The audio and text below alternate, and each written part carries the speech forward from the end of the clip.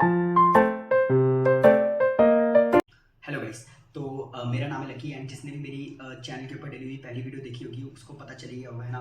तो अब देखो बेसिकली हुआ क्या है कि जो पहली वीडियो है यार उसने धमाल कर दिया, मतलब 100K व्यूज़ पहली वीडियो पे आना। चाहे वीडियो मतलब बोल सकते हो कि वीडियो शॉर्ट थी तो एंगेजमेंट सही रहा, लेकिन यार पहली वीडियो चाहे 1 सेकंड की क्यों ना हो, चाहे 5 सेकंड की क्यों ना हो, 100K व्यूज़ आना बहुत बड़ी बात होती है। यानी कि बेसिकली लोग रिलेट कर पा रहे हैं, ऑडियंस जो है वो रिलेट कर पा रही है क्रिएटर से, तभी इतने जो है व्यूज़ आते हैं।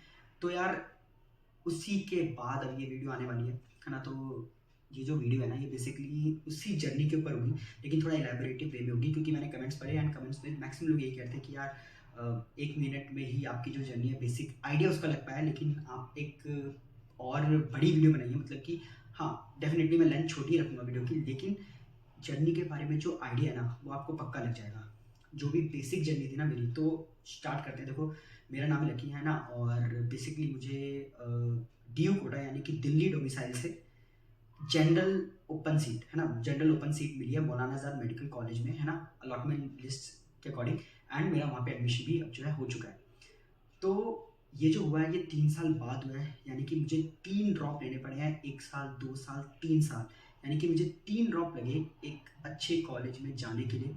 एंड जो बेसिक आइडिया जो मार्केट में घूमता है वो यही घूमता है कि जो ड्रॉपर होते हैं स्पेशली 2 इयर्स और 3 इयर्स, उनका किसी भी एक अच्छे कॉलेज में नहीं होता। इवन जब मैं भी कोटा गया था तो पंचवर्षीय योजना करके एक नाम चलता है, यानी कि 11th 12th and 3 years of drop basically 5 साल हो गए, यानी कि पंचवर्षीय योजना है ना, 11th 12th first drop second drop third drop.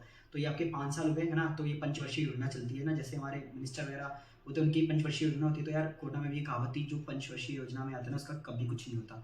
तो एक मतलब एक बेसिक माइंडसेट है लोगों का कि मतलब ड्रॉप ईयर में जो है वो नहीं होता है, एंड सच में बहुत से लोगों का नहीं होता, लेकिन डेफिनेटली जो करने वाले होते हैं, जो मेहनती होते हैं, वो निकाल लेते हैं एग्जाम। तो यार देखो मेरी जर्नी स्टार्ट होती है 11th में जब मैं आया तो ये था कि नीट देना है 12वीं में, लेकिन उसके लिए कोई मेहनत नहीं करी।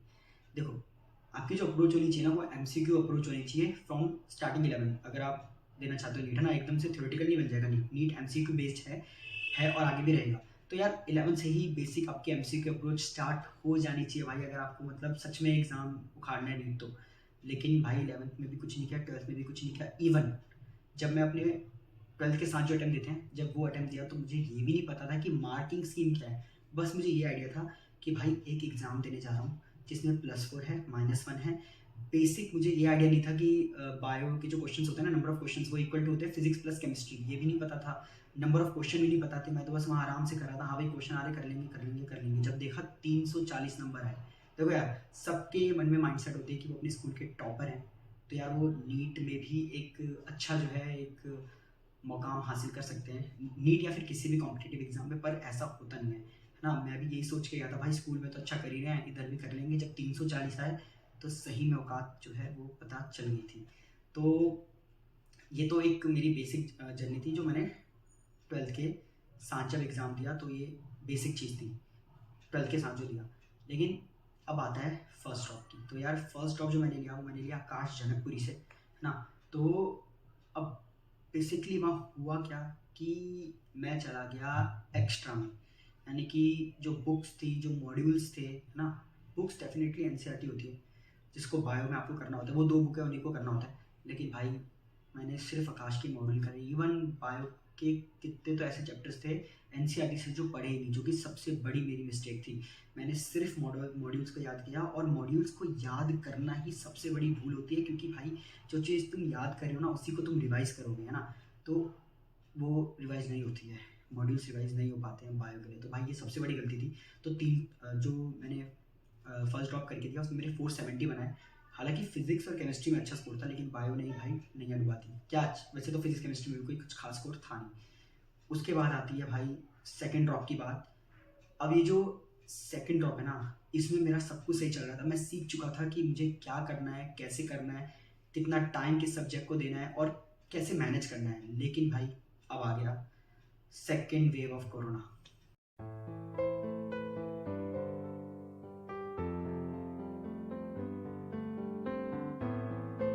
तो भाई उसमें वैसे तो 2020 में ही कोरोना का आगमन हो गया था, लेकिन जो सेकंड वेव थी भाई उसने दुनिया को हिला के रख दिया। एंड उसी में मेरे पापा को भी कोरोना हो गया। तो एज अ मतलब कि एल्डर सन, अगर आप घर में एक सबसे बड़े बेटे हो तो रिस्पॉन्सिबिलिटी आती है, बिकॉज घर में जो अर्न करने वाले बंदे हैं जब उनको कुछ होता है ना तो you have to be become मतलब रिस्पॉन्सिबिलिटी लेनी पड़ेगी, थोड़ा रिस्पॉन्सिबल बनना पड़ेगा, you have to become somewhat responsible. तो उसको मैं कंप्लेन नहीं कहूँगा, लेकिन यार सारी मेडिसिन अरेंज करना, डॉक्टर्स को अरेंज करना, बहुत ही उसमें जो है मेरा टाइम गया। ये कंप्लेन नहीं है, this is not a complain, that is a part of the journey, है ना। ये कोई कंप्लेन नहीं है, ये रिस्पॉन्सिबिलिटी है मेरी, ये जो मैंने किया। एंड डेफिनेटली हर कोई यार फैमिली मेम्बर्स को जब होता है तो करना पड़ता है कि ऐसा चीज़ हो जाती है। मैं प्रे नहीं करूँगा कि किसी के नीड जर्नी में ऐसा हो, लेकिन जब हो जाती है तो भाई उसको एक्सेप्ट करना पड़ता है और आगे बढ़ना पड़ता है। तो उस चीज़ में क्या हुआ कि मेरा जो है कंसिस्टेंसी मेरी ब्रेक हो गई। पापा ठीक हो गए, है ना डैड, तो ये तो सबसे बड़ी चीज़ है। नीट यार हर साल आता है ना, तो उसका उतना मेरे को कोई कुछ नहीं था उस समय तक। लेकिन जब सब कुछ ठीक हुआ, उसके बाद मैं समझा कि यार मेरी कंसिस्टेंसी पूरी तरीके से ना बर्बाद हो चुकी है। इवन ईज़ी जो क्वेश्चन होते हैं ना, वो भी मेरे से नहीं हो पा रहे। लेकिन ये था कि पहले मेहनत करी हुई है, पहले मेहनत करी हुई है, फिर एक मिथ बना ली मैंने दिमाग में कि पहले मेहनत करी हुई है ना? तो क्या हुआ, कंसिस्टेंसी तो गई है, तो उससे क्या होता है ना, एग्ज़ाम में करके आ जाएँगे। भाई टेस्ट तो मैं दे ही नहीं पाया था। सबसे बड़ा मेरा यही था सेकंड ड्रॉप में कि मैंने टेस्ट ही नहीं दी, है ना? उसमें भी बिज़ी हो गया कोरोना वाली इस चीज़ में, और बेसिक टेस्ट देने का मन ही नहीं करता, तो टेस्ट नहीं दिए, यही सबसे बड़ी गलती थी। एंड उसके बाद क्या हुआ, सिर्फ 8 नंबर मेरे बढ़े सेकंड ड्रॉप में, फ्रॉम फ्रॉम 471 टू 479 आए नीट 2021 में। तो यार आपने 2019 का सुन लिया 340, 2020 का मैंने बता दिया 471, एंड उसके बाद मैंने सेकंड ड्रॉप का बता दिया, दैट इज दी 479, यानी कि इंक्रीमेंट हुआ हुआ भाई इंक्रीमेंट, लेकिन बस 8 मार्क्स का। उसके बाद भाई मैं समझ चुका था कि ना नीट मेरे बस की है और ना ये जो डॉक्टर बनना है वो मेरे बस का है।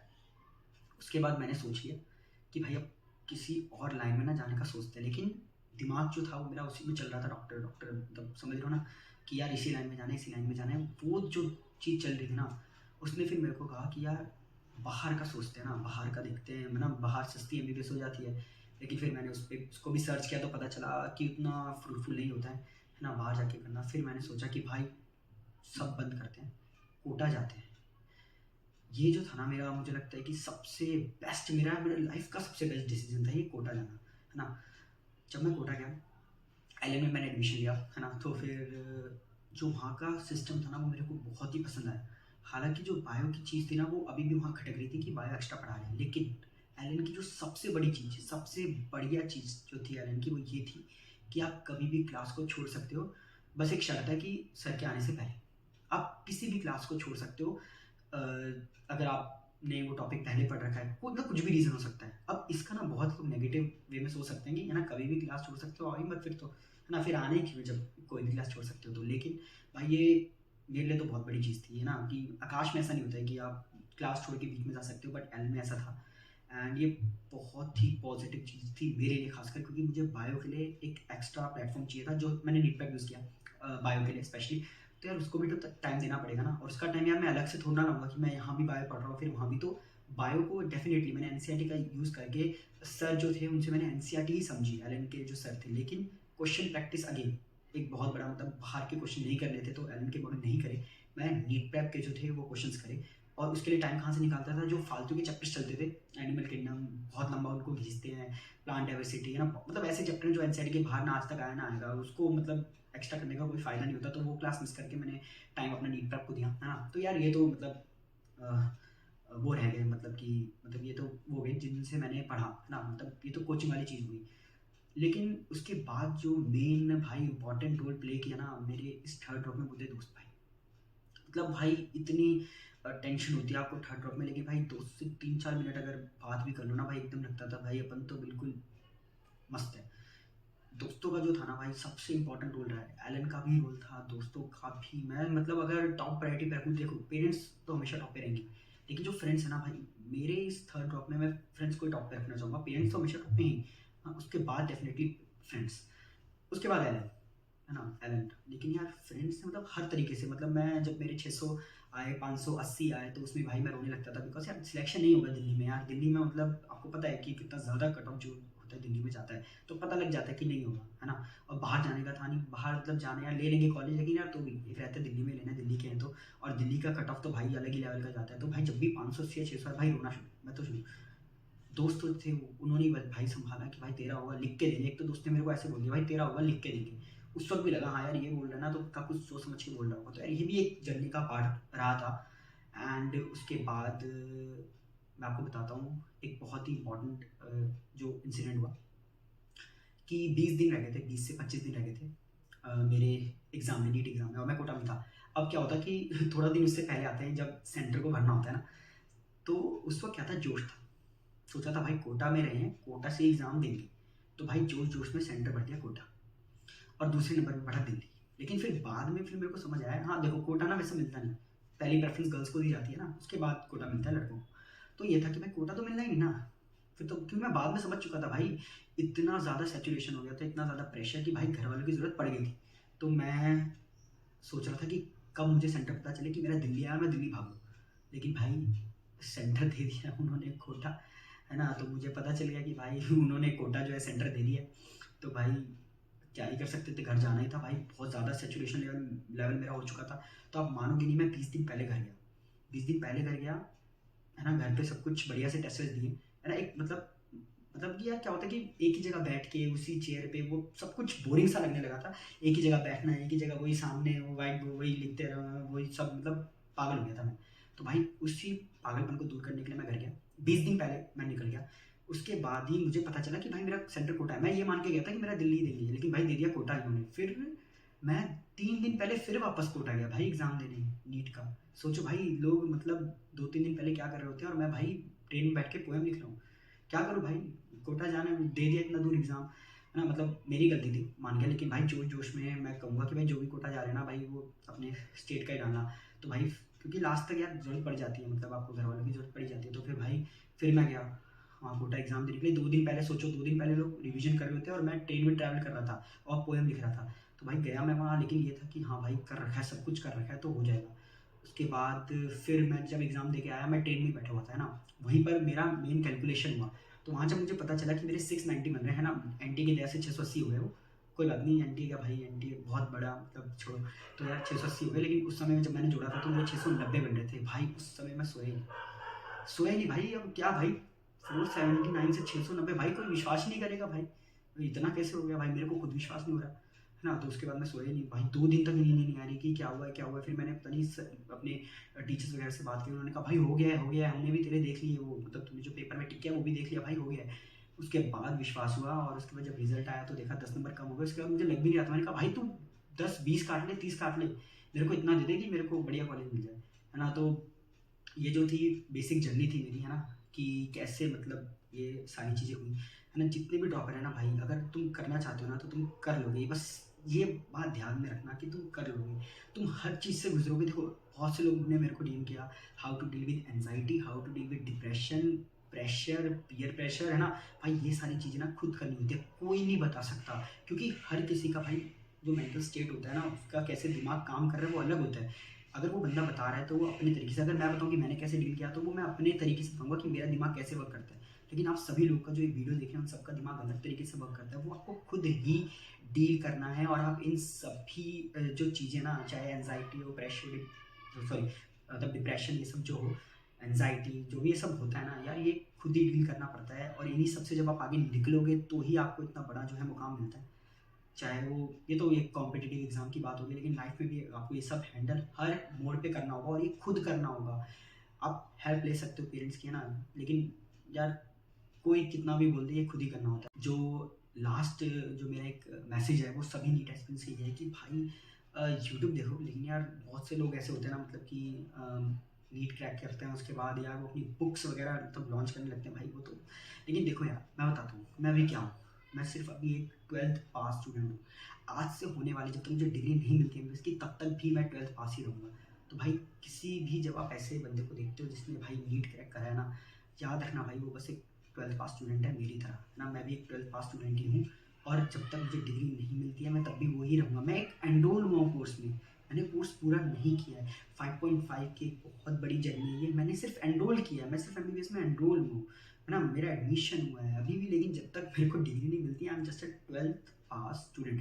तो यार मैंने देखा ये काफ़ी ज़्यादा मतलब ये ट्रेंड चल रहा है कि यार बंदे नीट क्रैक करते हैं एक अच्छी रैंक के साथ, फिर वो अपनी बुक लॉन्च करते हैं, फिर वो ये सब करते हैं ना। तो यार क्यों यार, क्या ही किया है अभी, है ना? एक एग्ज़ाम ही निकाला है और कोई बड़ा जो है तीर नहीं मारा है ना? तो ये बात याद रखना, है ना? तो क्योंकि यार ये जो ट्रेंड है ना, मैं ये देख रहा हूँ, ये मतलब काफ़ी ज़्यादा चल रहा है। बुक्स को जो है पब्लिश करना, है ना? तो यार है ना, स्टैंडर्ड मतलब मेरा कहने का बस इतना सा मतलब है कि भाई स्टैंडर्ड जो कोचिंग्स होती है ना, जो स्टैंडर्ड कोचिंग्स होती है, चाहे बहुत सारी हैं यार, एलन, आकाश, जो मैंने यूज़ किया वो था एलन, है ना? एलन एंड एक मिनट भाई, कॉल आया। हेलो, हेलो, हेलो, हाँ सर। हाँ सर, वो बुक पब्लिश हो गई ना सर, वो वाली हाँ हाँ सर, पब्लिश कर दो सर वो वाली बुक। हाँ, how to get MNC after 3 years of drop. हाँ सर, बहुत बढ़िया बुक। अरे sir, NEET aspirant sir, NEET aspirant का क्या है सर, वो तो बस अरे सर, मेरे पहले उस पर 100 के व्यूज़ आ चुके हैं सर, ले लेंगे सब वो बुक। अरे सर, 2 मिनट का काम है सर उनका काटना सर। हाँ सर, हाँ सर, हाँ सर, चूना लगाते हैं सर, दोनों मिलके लगाते हैं sir. Okay okay okay sir. हाँ, तो भाई बेसिक जो मैसेज है वो मेरा यही है कि यार इन सब जो लफड़े हैं उनमें मत पड़ो, शांति से पढ़ाई करो, और एक जब एम लेके चलोगे तो यार एमएमसी का एम्स दिल्ली भी मिल जाएगा ना, सब कुछ बेसिकली जो है वो मिल जाएगा। तो भाई इसी के साथ ये वीडियो जो है इसको एंड करते हैं, लेकिन उससे पहले इस वीडियो के अंदर भाई सजेशन के लिए पूरा जो है कमेंट बॉक्स खुला हुआ है ना। ये मेरी पहली वीडियो है, माइक वाइक कुछ यूज़ नहीं कर रहा हूँ, नॉर्मल एक ये जो लिया है हैंडल है उससे मतलब फ़ोन कनेक्ट है और ये मैं रिकॉर्ड कर रहा हूँ। तो बेसिकली आपका जो सजेशन चाहिए वो ये चाहिए कि भाई यूट्यूब कंटिन्यू करूँ भी या नहीं, क्योंकि यार एमबीबीएस यार अपने आप में बहुत ही बड़ा कोर्स है ना, और बहुत मुश्किल होता है मतलब एमबीबीएस के साथ यूट्यूब कंटिन्यू करना, जो कि बेसिक बात है ना, सबको पता भी होगी।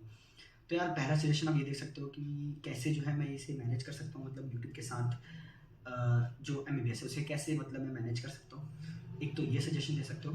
दूसरा सजेशन डेफिनेटली वीडियो को लेकर कि मैं वीडियो में जो मेरे शब्द हैं वो कौन से आपको वैसे लगे, कि मैं इसकी जगह ये भी बोलता तो वो थोड़ा ज़्यादा सही होता है, यानी कि बेसिकली मैं अपनी वीडियो को कैसे एक बढ़िया वीडियो बना सकता हूँ, इस पर सजेशन मुझे आपकी चाहिए। सेकंड चाहिए कि मैं क्या जो इक्विपमेंट्स है वो इंटीग्रेट करूँ वीडियो बनाते समय, जिससे वीडियो आसानी से और एक अच्छी वीडियो जो है वो बन पाए, क्योंकि अभी तो सिर्फ 2 ही 3 अपडेट्स इक्विपमेंट्स जो बेसिकली मैं यूज़ कर रहा हूँ, है ना? तो इस पे और वीडियो पे आप बता सकते हो कि क्या अच्छा लगा, क्या बुरा लगा, सब कुछ यार सजेशन के लिए पूरा मतलब हेल्प चाहिए मुझे आपकी, सजेशंस भी चाहिए। तो यार पूरा कमेंट बॉक्स खुला है, वीडियो की क्वालिटी कैसी थी, वीडियो की में क्या खामियां थी, क्या अच्छी चीज़ें लगी, और कैसे मैं वीडियो को इम्प्रूव कर सकता हूँ, यूट्यूब के साथ कैसे मैं कंटिन्यू करूँ, कैसे मैनेज करूँ, मतलब ये सब चीज़ें आप बता सकते हो। और जो नेक्स्ट आपको वीडियो चाहिए, है ना, जो नेक्स्ट टॉपिक पे आपको चाहिए वो भी मुझे बता सकते हो, मैं डेफिनेटली ट्राई करूँगा इसे पोस्ट करने के लिए, क्योंकि यार एडिटिंग ये सब बहुत टाइम लगता है इसमें ना, तो ट्राई करेंगे। तो all the very best and मेहनत करते रहो।